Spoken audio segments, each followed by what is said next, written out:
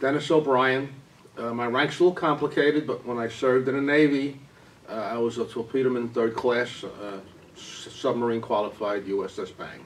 It was 1965. The Vietnam era, things were about its highest escalation that it was, and the draft was coming down on me. And like so many other gentlemen in my position, and I've already lost a few friends to Vietnam, Air Force and Navy and Army, and I tried to do what was best for Denis. So I signed up in the Navy Reserves. Brooklyn Navy Yard, October 25th, I believe, 1965. The next day, after I rose my hand, I got my draft notice in the mail with the token to appear to Whitehall Street in Manhattan. So the timing, God was on my side, I look. It was a Navy Reserve unit, Brooklyn Navy Yard, surface craft unit. Had no appreciation for what the surface craft people were telling me or how it was working. It was not well presented. And a good friend of mine, same position, was in a submarine unit in Brooklyn. We had a submarine parked at 3rd Avenue and 52nd Street in Brooklyn for training. The SS Ling, 297 was the hull number.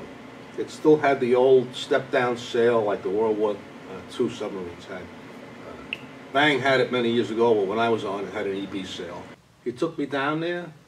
I got a flashback from watching my dad watch television. My dad was a World War II Navy vet. Wallace O'Brien. He served, he was a machine gunner on a civilian merchant ship. Our civilian merchant marine does things for the Navy, which I'm not going to say what they do. And he was a machine gunner on that. And his ship, even though it was a civilian merchant ship, he was on 2 torpedoed ships, which he survived. And we used to watch the silent service together on television. And he just commented once that the submarines were the best boats, ships to be on. And I asked him why. And he said because they were made to sink.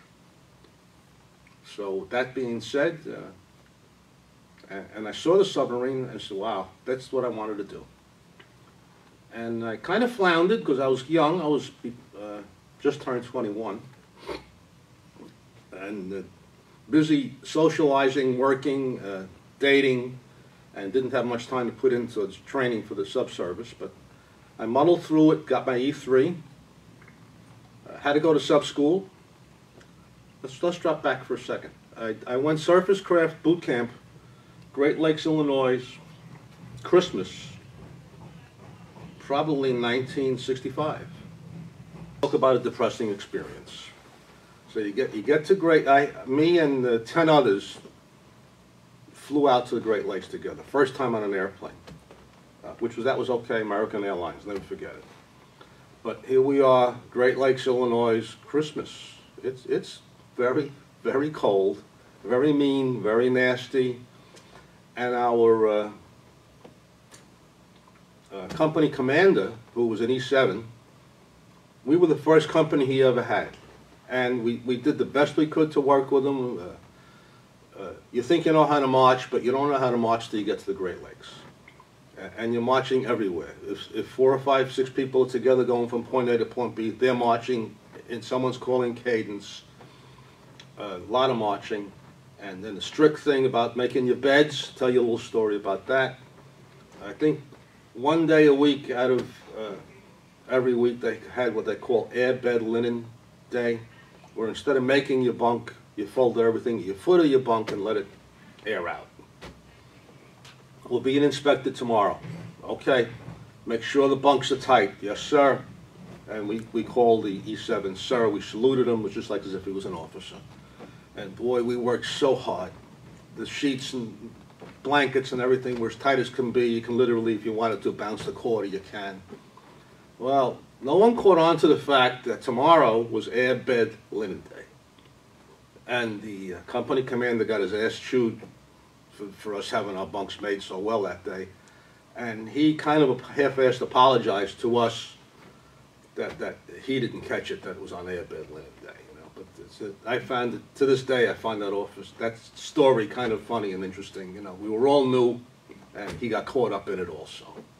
It might sound silly, but I was very active in Boy Scouts, and was as an adult through all my life just about. So I got away from home.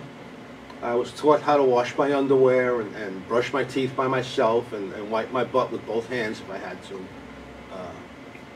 It was just another Boy Scout camp to me, you know. And just do what you're told to do and be where you're supposed to be when you're supposed to be there, and you get along fine with these people. You know, it was not a difficult transition.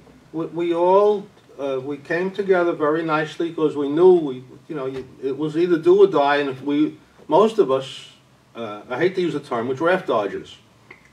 We joined the Navy for a reason, and most of us to avoid the Army. We did what we had to do willingly, but there were no lasting relationships for me, or most of the other guys also, because no one ever reached out to me from boot camp. The relationship is when you're living for someone for a couple of years, or you're working hand in arm, life depending on someone's actions or non-actions. And in the submarine service, we had to have people that we could trust, people that would do what had to be done no matter what,